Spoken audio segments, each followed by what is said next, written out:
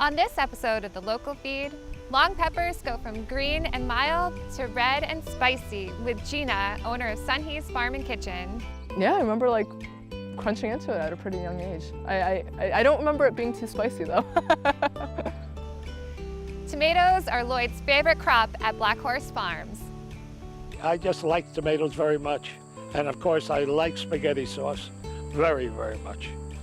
Chef Rick Orlando serves up some tasty tomato dishes. Today, we're doing amazing dishes with Black Horse Farms tomatoes. It's all coming up on this episode of the Local Feed. Funding for the Local Feed has been provided by your contribution. Thank you, and the following. For more than 30 years, CDPHP has provided healthcare coverage in upstate New York while working with local communities to encourage preventive care, healthy nutrition, and an active lifestyle. CDPHP, a plan for life. Field Goods, local produce delivered weekly to workplace and community locations, helping people change the way they eat while supporting small sustainable farms. field-goods.com. At M&T Bank, we understand that the vitality of our communities is crucial to our continued success. That's why we take an active role in our community. M&T Bank is pleased to support WMHT programming that highlights the arts, and we invite you to do the same. The Troy Waterfront Farmers Market, bringing nearly 100 local farmers and fresh food vendors every Saturday 9 a.m. to 2 p.m. year-round in downtown Troy, supporting local farmers and food producers in and around the capital region. Our region is home to an incredible bounty of stunning foods, lush farmland, and dynamic chefs. Join us for the Local Feed as we meet the dedicated farmers who care for the land and harvest the vibrant foods we eat, and meet the talented chefs who design outstanding seasonal dishes inspired by the food that surrounds them.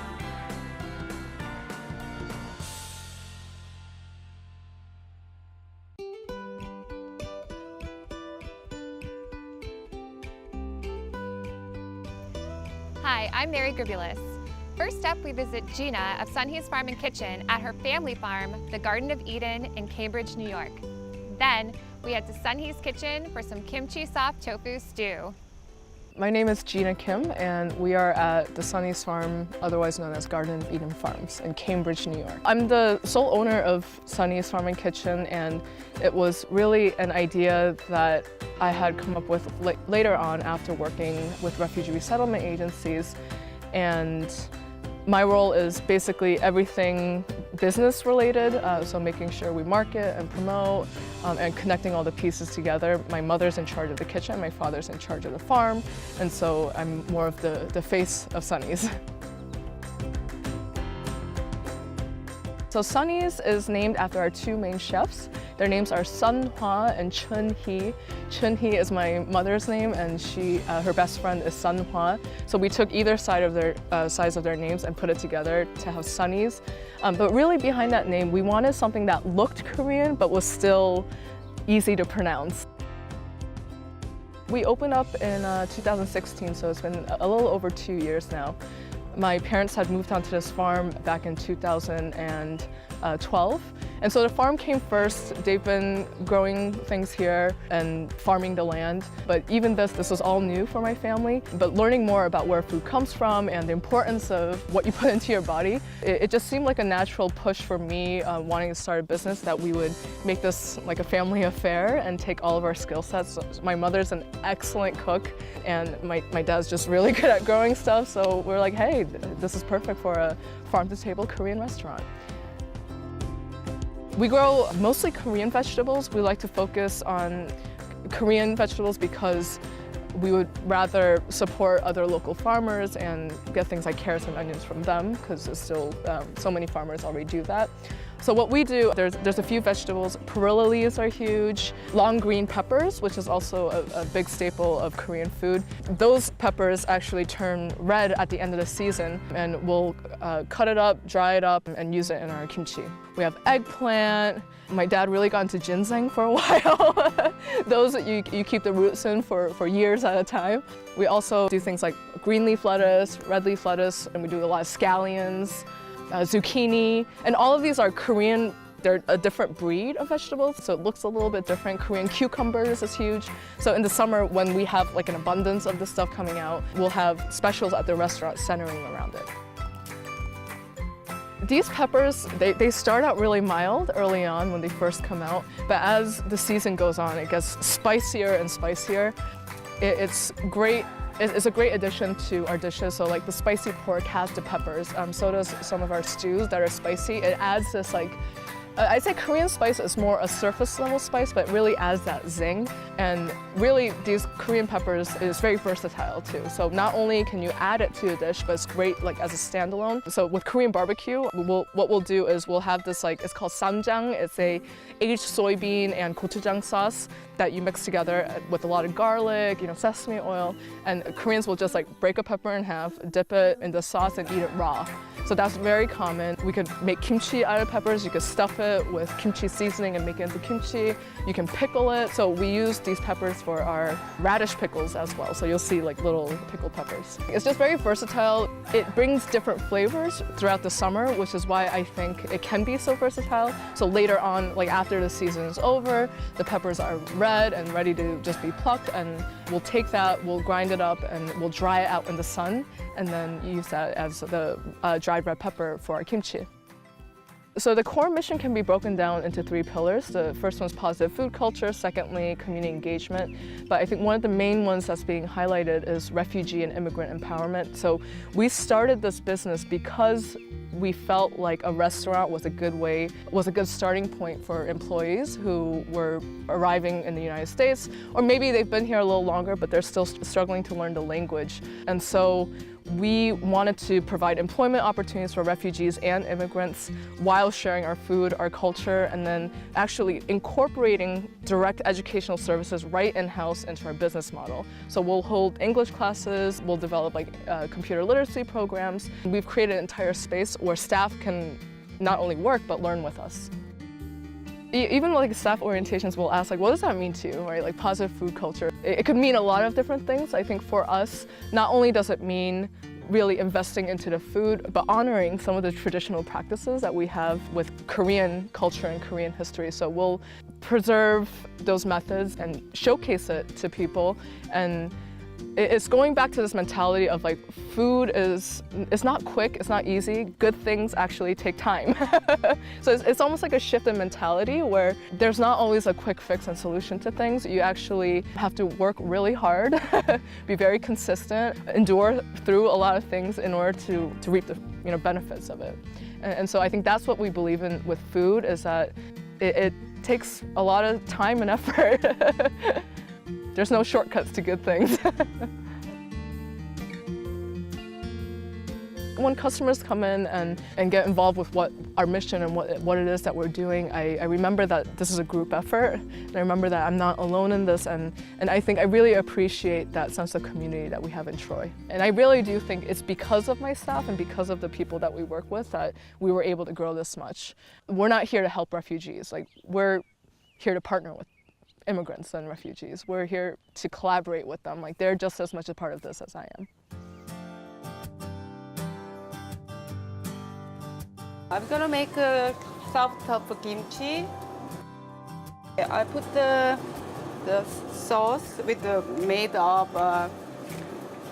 garlic and scallop, and I put the 3 of vegetable.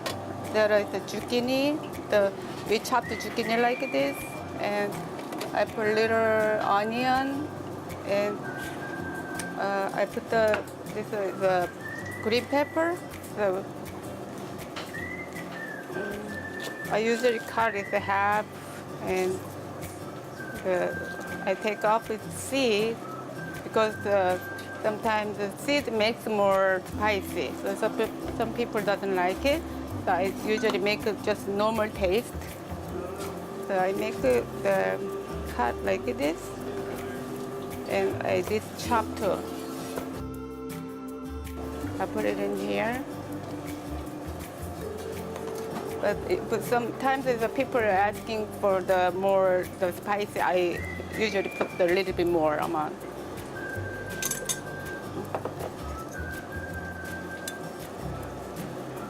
Kimchi. And I put a little salt. And I'm gonna put the soup is made of 4 dry fish and several the vegetable we boiling about 4 or 5 hours. I put it on the half of a soup here.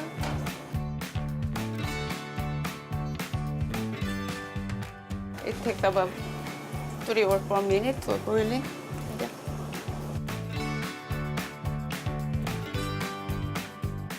Yeah. Usually I'm waiting until the oil sauce is gone. Only the soup I put. And then I'm putting the top here.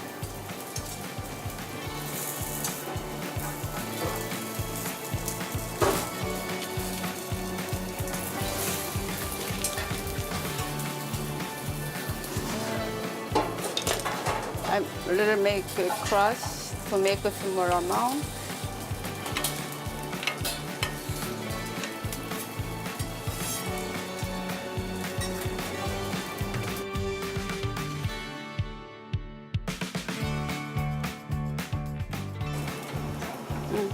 Then finally, I'm gonna put an egg. This scallion top. Done.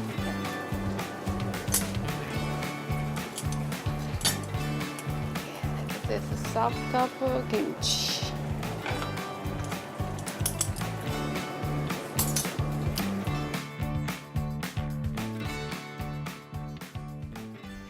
Black Horse Farms President Lloyd Zimmerman sat down with us to tell us about the history of his farm and all about tomatoes, including his favorite way to eat them. Hi, I'm Lloyd Zimmerman, and we're located in Coxsackie, New York, on our home farm. And we farm between 600 and 800 acres, all produce. 2 of my daughters are in the business, and my son-in-law, and my wife also. So we have quite a family here working. The name Black Horse is not associated with the main farm. It's associated with a farm that we have 2 miles away where we have our country store. And basically, we called everything Black Horse because down where the store is located, that was the site of the famous Black Horse Tavern. And we even used to get checks delivered there, made out to the Black Horse Tavern, which was very interesting. And my oldest daughter, Chelly, she started that store with my nephew. So again, we kept right in the family. Right now, we grow 6 varieties. One is called Primo Red, one is called Dawn, one is called Roma, and there's 2 Romas, and one is called the Deuce. There's another one there called Capri. The Primo Red we chose because it's early and has a good flavor. The Deuce is a bigger tomato. Then the Roma tomato is mainly a stewing tomato for sauce. So whichever tastes best to me, we'll plant. I was born and raised in New York City, went to high school in New York City, and then went to college at the University of Vermont, where I met my lovely wife. My folks had a summer home up here, which they purchased in 1940. And so we used to commute from New York City every weekend and come up, and I just fell in love with the area.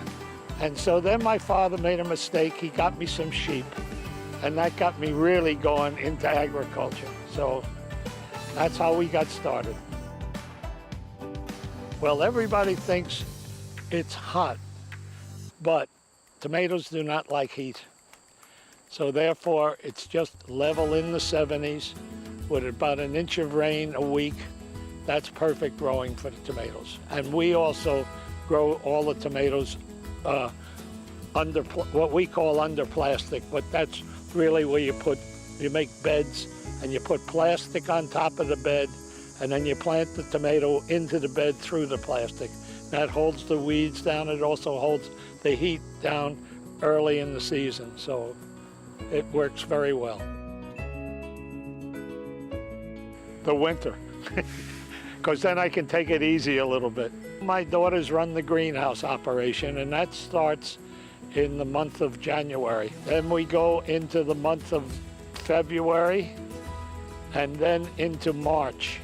Now in March, we have a lot of retail operation, and in the Menands market, my daughter sells flowers also along with produce.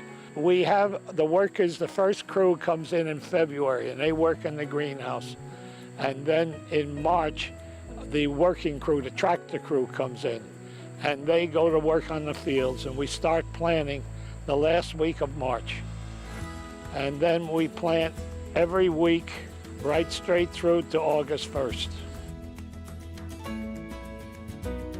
Oh, I eat BLT sandwiches, and then I like to take peanut butter and put it on a piece of bread with a tomato and mayonnaise on top and eat that. That's very good. Yeah, that's delicious. Try it. Then I like stuffed tomatoes cooked in the oven. I just like tomatoes very much. And of course, I like spaghetti sauce very, very much. And also dip for my shrimp. I like that very much, hot. The most satisfaction I get is to beat everybody with sweet corn, being the earliest, and the same thing with tomatoes. If I can do those two things, I'm happy for the whole season, because I have a lot of competition. I enjoy the life, I enjoy the leisure that you have, but best of all, I enjoy the nature.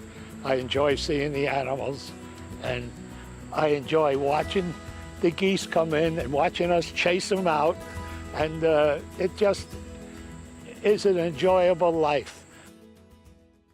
Now, Chef Rick Orlando takes some of those ripe tomatoes from Black Horse Farms, makes a puttanesca fresco sauce, and pan con tomate.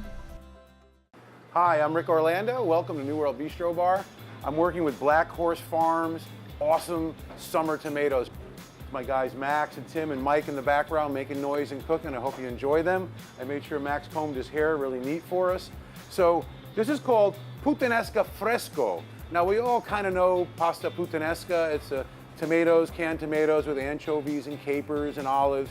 Brings that briny, long cooked flavor to a quick sauce. I made it even quicker. This is puttanesca fresco, which means raw or uncooked. So what we're gonna do, we're gonna take some of these big, beautiful, super summer ripe tomatoes, which we have, and we're just gonna dice them kind of coarsely. And it's all gonna end up going into a one big bowl. The acids from the tomatoes are actually gonna help cook the following ingredients. I've got some finely minced garlic here. Now, I'm not a fan of raw garlic, but again, because this sauce or salsa has a chance to sit and there's gonna be plenty of salt, it's gonna bring the garlic to almost a cook stage. Now I have finely minced anchovies.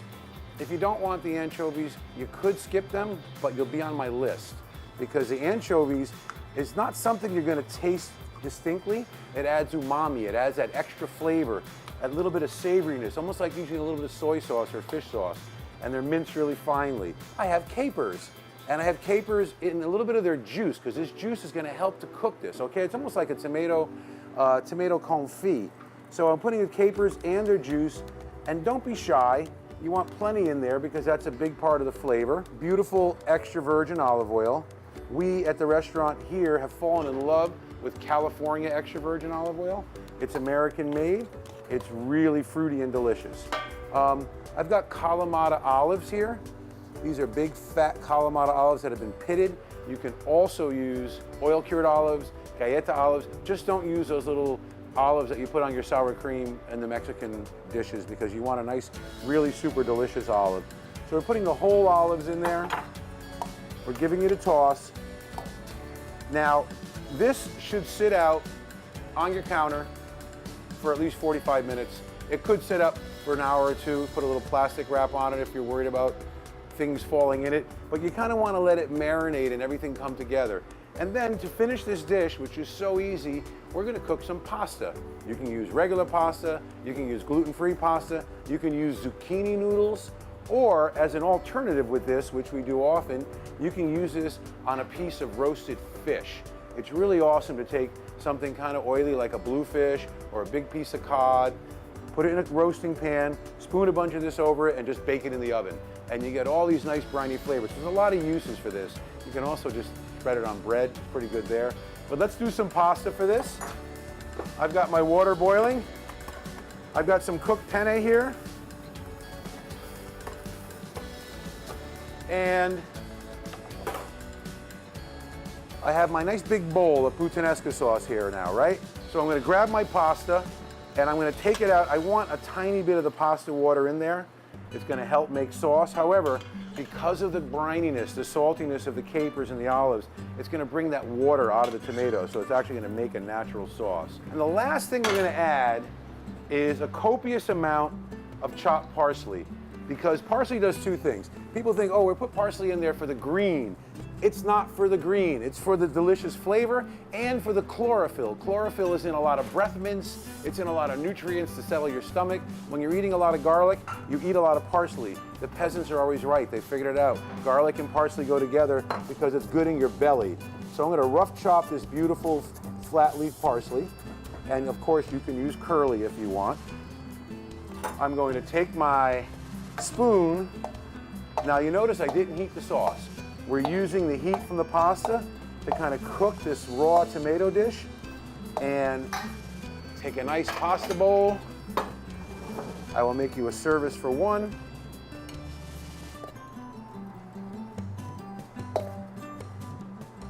There is a beautiful dish of penne puttanesca fresco.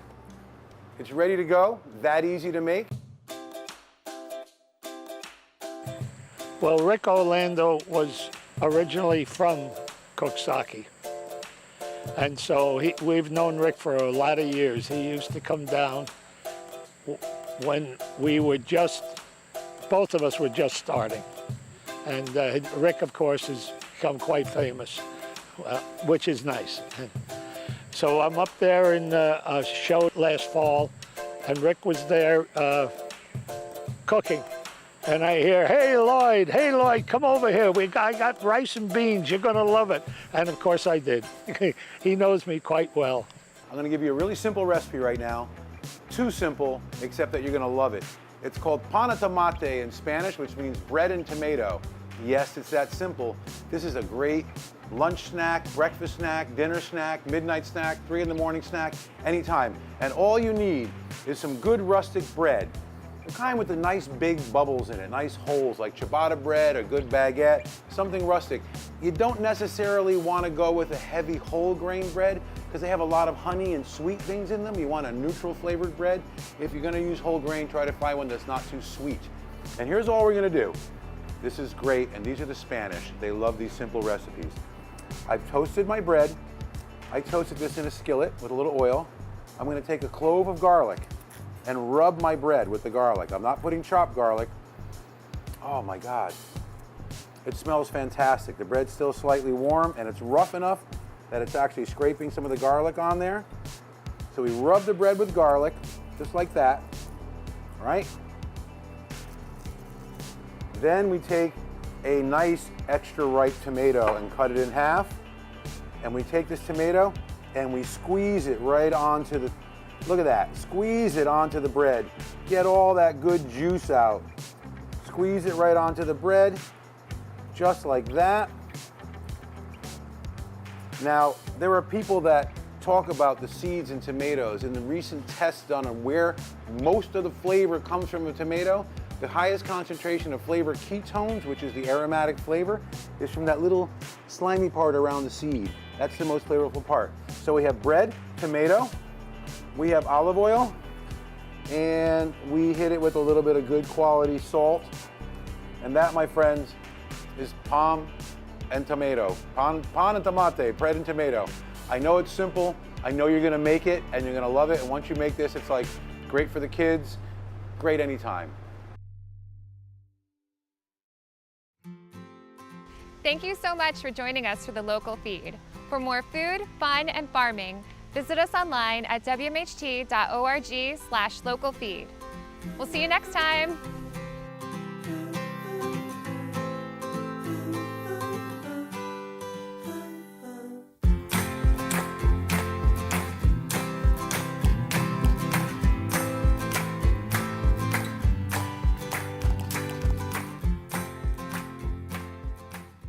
Funding for the Local Feed has been provided by your contribution. Thank you, and the following. For more than 30 years, CDPHP has provided healthcare coverage in upstate New York while working with local communities to encourage preventive care, healthy nutrition, and an active lifestyle. CDPHP, a plan for life. Field Goods, local produce delivered weekly to workplace and community locations, helping people change the way they eat while supporting small sustainable farms. Field-goods.com. At M&T Bank, we understand that the vitality of our communities is crucial to our continued success. That's why we take an active role in our community.